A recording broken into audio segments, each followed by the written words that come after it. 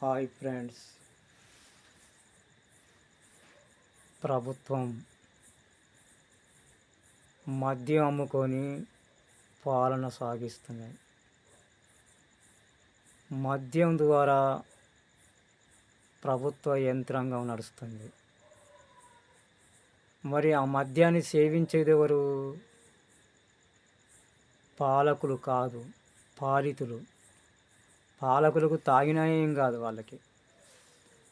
పాలించబడ్డటువంటి ప్రజలు, బీద, మధ్య, పేదవారు తాము పొద్దస్తమానం పనిచేసి సంపాదించినటువంటి డబ్బుతో మందు కొని తాగి అనారోగ్యం పాలవుతున్నారు.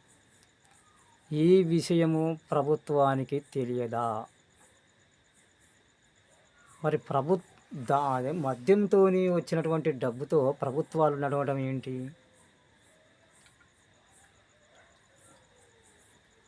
ఈ మద్యం సేవించిన వారు అనారోగ్యాలు పాలవుతున్నారు, ఆర్థికంగా నష్టపోతున్నారు, రోడ్డు ప్రమాదాలు ఎక్కువైపోతున్నాయి.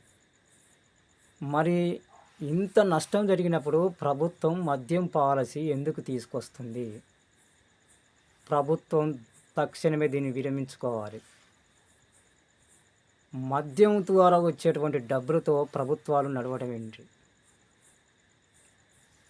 ఆ వచ్చినటువంటి డబ్బుతో మేము అభివృద్ధి చేస్తున్నాం అని అంటారు. నాకు ఇక్కడ అభివృద్ధి కాదు. అభివృద్ధి కంటే నైతిక విలువలకు కట్టుబడి ప్రజల ఆరోగ్యమే ముఖ్యం.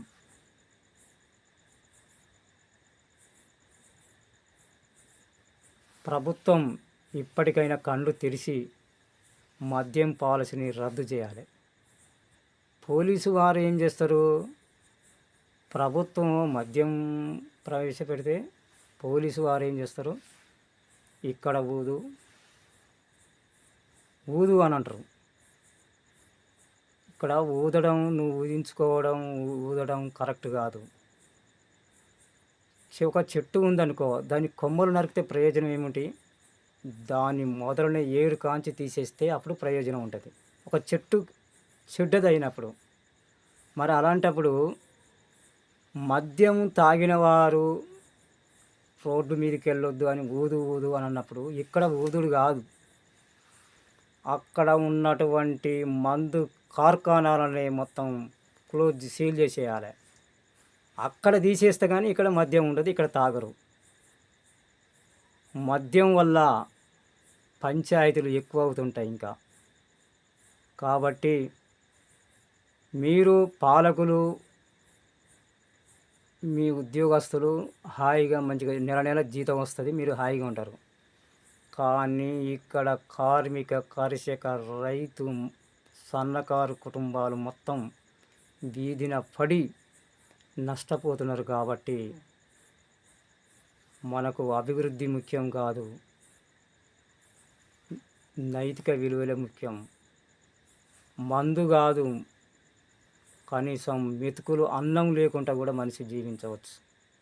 మరి అలాంటప్పుడు మందును పాలసీని ఎందుకు తీసుకొస్తున్నారు? దాన్ని సీల్ చేసి పారేయాలి. అప్పుడు మందు లేకపోతే ఎన్నికలు నిజాయితీగా పారదర్శకంగా జరిగినట్టు. నువ్వు మందును పెట్టి డబ్బులు ఎదజల్లి ఎన్నికలు వచ్చినాయి, ఎన్నికల కమిషన్ చూసుకుంటుంది. ఏ కమిషన్ ఏం చూసుకుంటలేదు. ఒక వ్యక్తి 10 లక్షల రూపాయల సర్పంచ్కి ఎన్నికల్లో ఖర్చు పెడితే అతను 40,000 అనే నివేదిక ఇస్తుంది. మరి ఇది కనపడతలేదా ప్రభుత్వానికి? అంటే ధనంతోని, మద్యంతోని గెలుస్తున్నటువంటి మీరు అది ఓ ఎన్నిక? అది ఎన్నికంటారా? అది మీ వీరుల లక్షణమా? అవకాశాలు వచ్చినాయని అంగబలం, అర్ధబలంతో ఎన్నిక కావడం మొనగానితనం కాదు. తక్షణమే ఇలాంటి నిర్ణయాలు మానుకోవాలి. ముఖ్యంగా మీరు మద్యం అరికట్టకపోతే ఎన్ని అనర్థాలు ఉన్నాయంటే 100 అనర్థాలు ఉన్నాయి. కాబట్టి తక్షణమే మీరు మందును కంట్రోల్ చేసి మొత్తం దాని కూకటి వేలితో నరికి పారదెంగాల. మేము ఎన్నో ఫేస్ చేస్తుంటాం. ఇది పెద్ద సమస్య. ఈ సమస్యను పెంచుకోకుండా తగ్గించుకోవాలి. కనీసం రాజులకు ఉన్నటువంటి ఇంగిత జ్ఞానం కూడా లేదా ప్రజాస్వామ్య ప్రభువులకు? అశోకుడు సామ్రాజ్యాన్ని ఏ విధంగా పరిపాలించిండు? పాఠ్య పుస్తకాలలో కూడా మోరల్ వాల్యూ ఎక్కువ ఉండాలి. కాబట్టి మీరందరూ దీనికి సహకరించాల్సిందిగా వేడుకుంటున్నాను. థ్యాంక్స్.